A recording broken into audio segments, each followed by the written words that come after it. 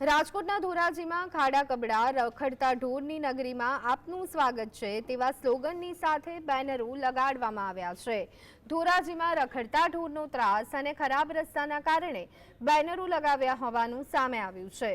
ધોરાજી શહેર કોંગ્રેસ સમિતિ દ્વારા બેનરો લગાડવામાં આવ્યા હોવાની માહિતી સામે આવી છે।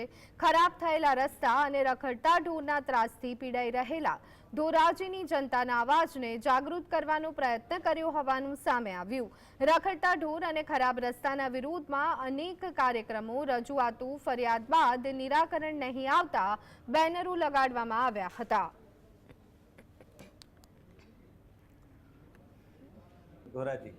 ધોરાજી શહેરની અંદર આજરોજ બેનર મારવામાં આવ્યા છે, જેમાં ખાડા ખબડા અને રખડતા પશુઓની નગરી ધોરાજીમાં આપનું હાર્દિક સ્વાગત છે એવા બેનર ધોરાજી શહેર કોંગ્રેસ સમિતિ દ્વારા મારવામાં આવ્યા છે।